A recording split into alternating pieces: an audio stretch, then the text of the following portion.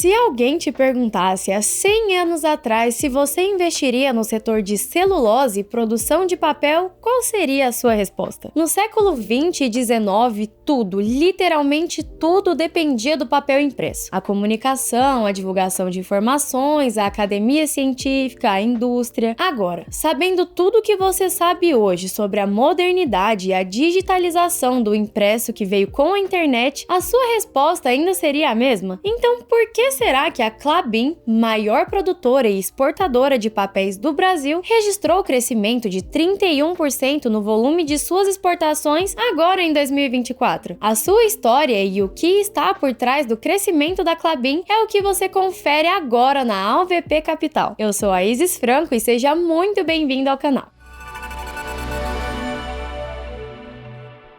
Se nos séculos passados o papel serviu de matéria fundamental para a manutenção da cultura, comunicação e informação de toda a sociedade, agora no século XXI as coisas não são mais assim. Nós vimos aqui no canal que empresas como a Nvidia, por exemplo, têm gerado lucros na casa dos milhões de dólares ao comercializar soluções de armazenamento de dados em suas avançadas GPUs. O papel foi quase completamente substituído. Agora tudo é praticamente online. Está na rede ou está nas nuvens, correto? Bem, a Klabin é a empresa brasileira que tem provado que o mercado de papelaria não morreu, mas sim, ele definitivamente mudou. Para entendermos como a Klabin tem registrado aumento nos seus lucros, registrando um volume de vendas de 922 mil toneladas de produtos à base de celulose somente no primeiro trimestre de 2024. Eu te convido a voltar no tempo comigo agora, para conhecer a história dessa empresa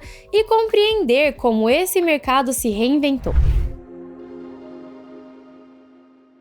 Toda empresa começa com uma figura, uma pessoa empreendedora que lá atrás deu o primeiro passo em direção à criação desse organismo. No caso da Klabin, a história de seu fundador começou na Lituânia, que na época pertencia ao Império Russo. Moishe Elkana nasceu em 1860 e quando tinha 25 anos de idade, o jovem de família judia decidiu que queria começar o próprio negócio. Na época, ele comprou um pequeno terreno, mas antes que pudesse dar início ao seu projeto, foi denunciado pelo próprio sujeito que lhe vendeu as terras. Acontece que naquela época o Império Russo criou um decreto que proibia os judeus de serem donos de terras na região. Quando descoberto, Moishe teve suas terras apropriadas e teve que fugir do país vivendo como nômade e foragido por 2 anos. Ele estava na Inglaterra quando soube que o imperador estava oferecendo terras do outro lado do mundo para quem estivesse disposto a trabalhar nelas. Ele pouco havia ouvido falar desse lugar.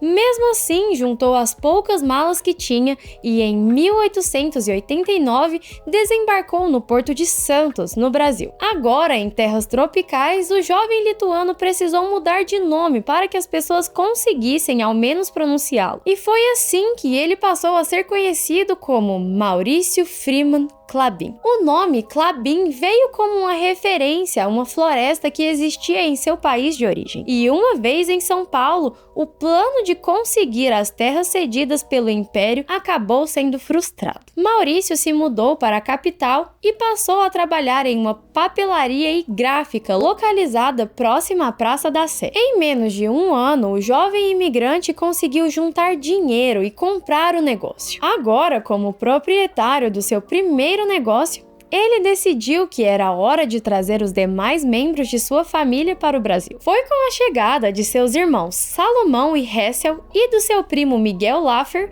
que juntos os 4 fundaram a empresa Klabin, Irmãos e Companhia, em 1899, que agora, além da gráfica, incorporava também um novo negócio para a importação de artigos de escritório e um depósito próximo à Avenida Tiradentes. Assim, a partir dessa união familiar, sem que nenhum dos sócios pudesse imaginar, nascia ali o grupo Klabin, a empresa que anos mais tarde veio a se tornar a maior do país em seu segmento.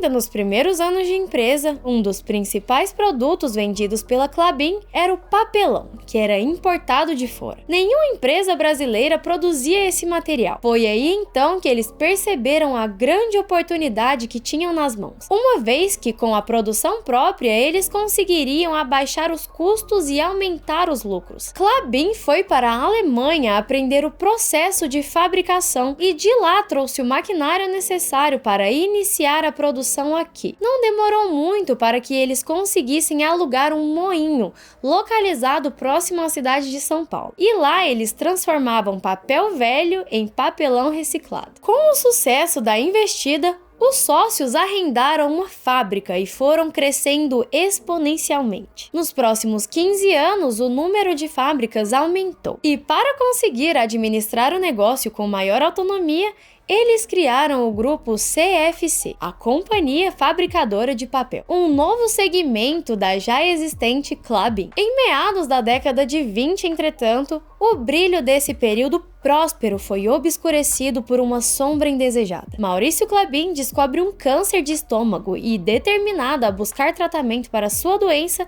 partiu para a Alemanha. Contudo, aos 63 anos de idade, em 1923, Maurício encontrou seu destino vindo a óbito em solo estrangeiro. O falecimento de Maurício Klabin marcou não apenas o trágico término de uma vida, mas também o fim de uma era. Mas da obscuridade da perda emergiu não somente uma nova era para o negócio, mas um novo nome em destaque entre a família Klabin.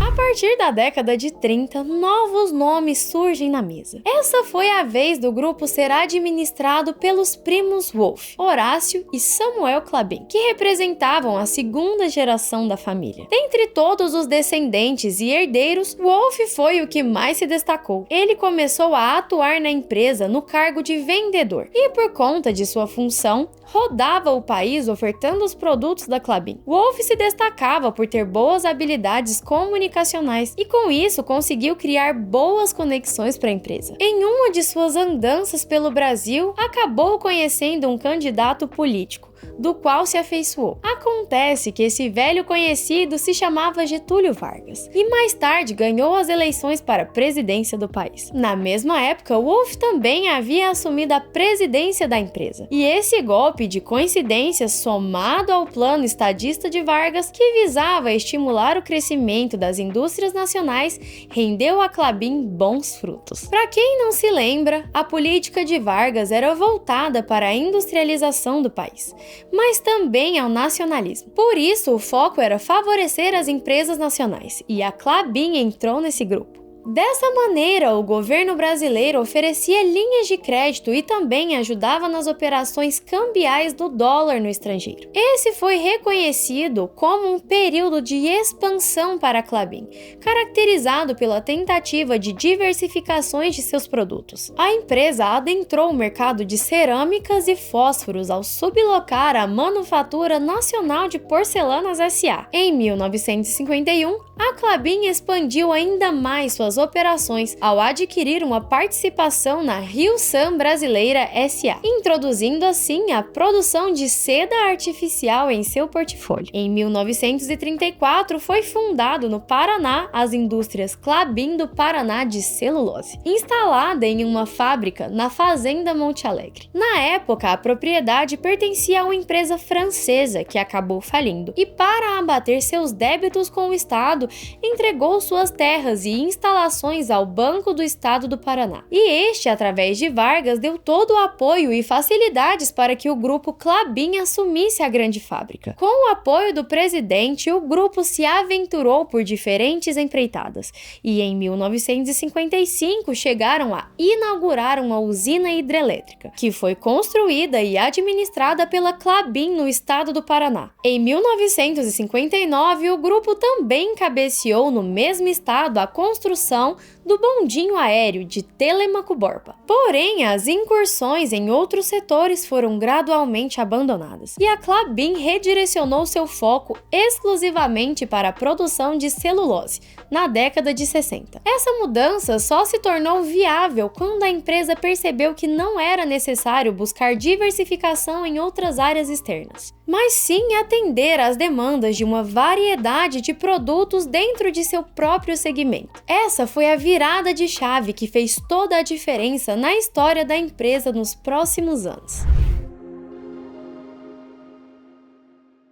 Lembra aquela pergunta que fizemos lá no início desse vídeo? Quando levamos você a refletir como uma empresa que atua com a fabricação de papéis poderia estar em onda de crescimento em pleno 2024, uma vez que há muito abandonamos o consumo intenso de papel em nosso dia a dia? Bem, a resposta para ela é o que vem a seguir. De fato, as telas substituíram o uso do papel em grandes proporções quando o assunto é jornais, revistas, livros físicos, papelaria de escritórios e por aí vai. Atualmente, escolas, repartições públicas, agências de notícias, entusiastas da leitura e até a troca de mensagens, que antes era feita por cartas, funcionam hoje em dia, em sua grande maioria, através do meio digital. Mas nós não abandonamos o papel. Nós criamos novas demandas para ele. Quer ver só? Imagina só como é gigantesco o consumo de caixas de papelão todos os dias, pelos e-commerces que entregam seus produtos pelos correios, ou pelas lojas físicas que também recebem e enviam suas mercadorias empacotadas em caixas de papelão. Nós também podemos encontrar esse mesmo papelão nas caixas de pizza e de sapatos. Um papel cartão um pouco mais fino também é encontrado nas embalagens de praticamente todos os itens de supermercado, ou no seu hambúrguer e batata frita do fast food. Todos os dias, absolutamente todas as casas do mundo consomem papel higiênico, papel toalha e guardanapos. Isso sem mencionar o consumo de fraldas, absorventes, papel de parede, filtros automotivos e enfim. É impossível citar todas as possibilidades de uso desse material, que, diferente do que muitos pensam, está até mais inserido no nosso dia a dia do que antigamente. Um fator que contribui fortemente para isso foi a conscientização do quanto é insustentável o uso do plástico e a consequente substituição desse material por alternativas de papel. Muita gente ainda não sabe, mas apesar da produção de celulose vir sim da fibra da madeira e isso significar a derrubada dessas árvores, na prática, além do produto final ser reciclável, existem políticas que exigem que essa matéria-prima seja retirada de áreas de reflorestamento. Da mesma maneira, as empresas desse setor são obrigadas a desenvolverem iniciativas de preservação ambiental. Caso contrário, elas são proibidas de atuar nessa área. Isso significa dizer, por exemplo, que a mesma quantidade de árvores derrubadas em uma área deverá ser plantada em uma área de reflorestamento, tornando a cadeia cíclica e sustentável. Partindo desse ponto, agora ficará fácil de entender que após a década de 60, os esforços da Klabin se deram no sentido de expandir o seu portfólio de produtos em papel e, simultaneamente, criar políticas e reservas de proteção ambiental para poder atuar nesse segmento no Brasil. Confira agora uma breve linha do tempo dessa nova fase que veio a seguir. Em 1969, a Klabin apostou na produção de papel kraft, um tipo de papel muito utilizado pela indústria para armazenagem de produtos a granel, aumentando suas instalações com a construção da unidade Vila Anastácio, em São Paulo. Na década de 70, a empresa notou o grande aumento do consumo de papelão ondulado, esse mesmo utilizado para embalar quase tudo que chega pelos correios, e abriu uma sede para fabricá-lo a partir do bagaço de cana em Pernambuco. Outro centro industrial muito importante, fundado na década de 70, foi a sede de Lages, em Santa Catarina, que passou a fabricar sacos e envelopes de papel. Em 1979, a fim de honrar seu compromisso ambiental, foi criado o Parque Ecológico Samuel Klabin, localizado na fazenda Monte Alegre. O parque corresponde a uma área de 11 mil hectares, das quais 71% são florestas naturais. Neste mesmo ano, a empresa passou por uma reforma administrativa, adotando modelos mais profissionais e abandonando o viés familiar que detinha. Para isso, foi criada uma holding, para representar os interesses da família no Conselho Geral da empresa. Agora, com um Conselho Geral formado em sua maioria por executivos técnicos, ela se sentiu preparada para naquele ano abrir o seu IPO na Bolsa de Valores. E atualmente tem os tickers KLBN3, KLBN4 e KLBN11. Em 1984 surgiu o Programa de Fitoterapia da Klabin, pioneiro mundial no manejo certificado pelo Forest Stewardship Council, FSC, de espécies botânicas nativas, visando a produção de fitoterápicos. A década de 90 foi marcada pelo investimento nos descartáveis. Em 1997, em joint venture com a Kimberly-Clark, foi criada a KCK Tissue SA, unidade de negócios voltada para a produção de papel higiênico e guardanapos na Argentina. A investida dá tão certo que acontece a separação desse segmento do negócio das demais produções da marca. Em 98 foi a vez da empresa trazer a Klabin Tissue SA para o Brasil e, por consequência, passou a liderar o mercado de papel higiênico em solo brasileiro. Em 98, outro marco para o setor de preservação ambiental. Foi naquele ano que as florestas da Klabin da fazenda Monte Alegre, no Paraná, são certificadas pelo FSC, o conselho de selo florestal mais reconhecido em todo o mundo, utilizado como referência para a WWT e movimento Greenpeace. Um detalhe interessante é que a Klabin foi a primeira empresa das Américas do setor de celulose e papel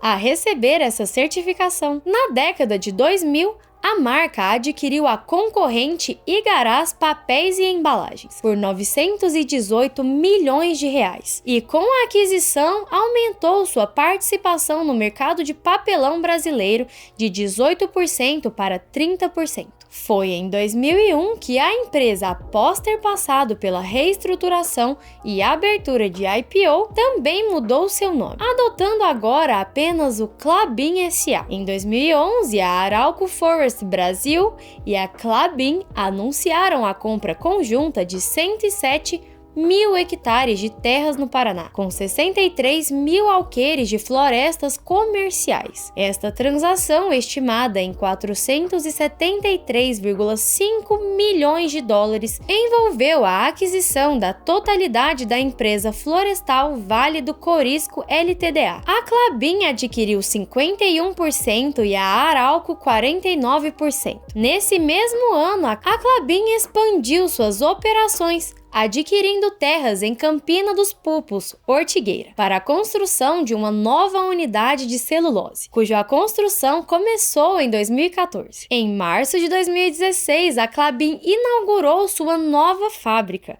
a Unidade Ortigueira, no Paraná, que passou a produzir celulose de fibra curta, de fibra longa e celulose fluff, com um investimento de 8,5 bilhões de reais. Esta unidade, oficialmente chamada de Unidade Puma, foi inaugurada com a presença do presidente Michel Temer. No mesmo ano, o grupo adquiriu a Embalplan, Indústria e Comércio de Embalagens no Paraná, e a Heavy Embalagens em Manaus, aumentando sua capacidade de produção de caixas de papelão ondulado em 10%. Em junho de 2017, foi inaugurado o Centro de Tecnologia da Klabin em Telêmaco Borba, visando desenvolver tecnologias sustentáveis. Em 2018, a Klabin adquiriu 12,5% da startup israelense Melodeia Bio-Based Solutions, focada em tecnologia de extração de celulose nanocristalina. Em maio de 2019, iniciou-se a expansão da unidade Puma com o projeto Puma 2, um investimento total de 9,1 bilhões de reais, prevendo a criação de 11 a 12 mil empregos durante a construção. Em maio de 2020, a Klabin ampliou sua presença no setor de embalagens, ao adquirir adquirir a divisão de embalagens da International Paper no Brasil, aumentando sua capacidade em 310 mil toneladas por ano. As unidades adquiridas estavam localizadas em Suzano, Franco Rocha, Paulínia, Manaus e Rio Verde, enquanto a unidade de Nova Campina foi vendida para o grupo Cleangel Paper e Packaging. No mesmo ano, a Klabin também incorporou a Sogemar, resolvendo uma disputa sobre royalties pelo uso da marca Klabin. Em 2020, a receita líquida da empresa alcançou 11,9 bilhões de reais, com um aumento de 14% no EBITDA, totalizando 4,9 bilhões de reais. Em fevereiro de 2021, o BNDES vendeu 21 milhões de units da Klabin em bolsa, mantendo uma participação de 5,4% na empresa. Em maio de 2021, a Klabin anunciou um investimento adicional de 2,6 bilhões de reais no projeto Puma II, elevando o investimento total para 12,9 bilhões de reais. Este é, portanto, até os dias de hoje, o maior aporte em um projeto já realizado pela Klabin. Mas antes de continuarmos falando sobre a Klabin, você sabia que a AUVP Investimento se tornou AUVP Capital? Isso mesmo, estamos aqui para cuidar do seu patrimônio. Se você tem mais de 300 mil reais investidos, clica aqui no link da descrição ou escaneie o QR Code para falar com um consultor. Proteja seu patrimônio com a AUVP Capital.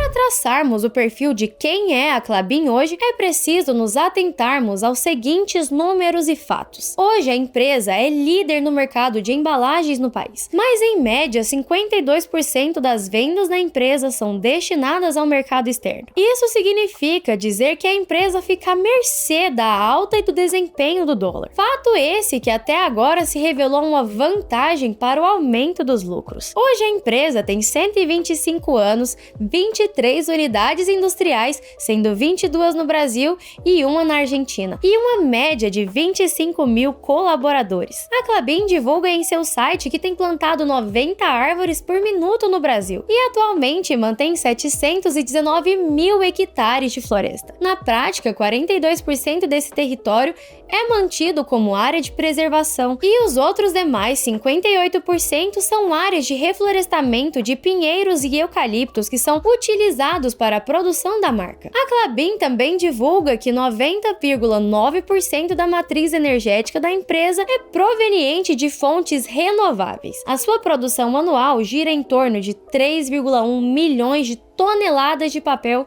por ano. A nível de desafios, além da constante busca por práticas de negócios mais sustentáveis, que é o grande elefante branco de toda empresa dessa área, a Klabin, sem dúvidas, enfrenta uma competição acirrada no mercado global de papel e celulose. Por isso, manter a sua liderança no mercado nacional, enquanto consegue crescer no externo, parece ser o seu grande desafio. Hoje eu fico por aqui e até a próxima!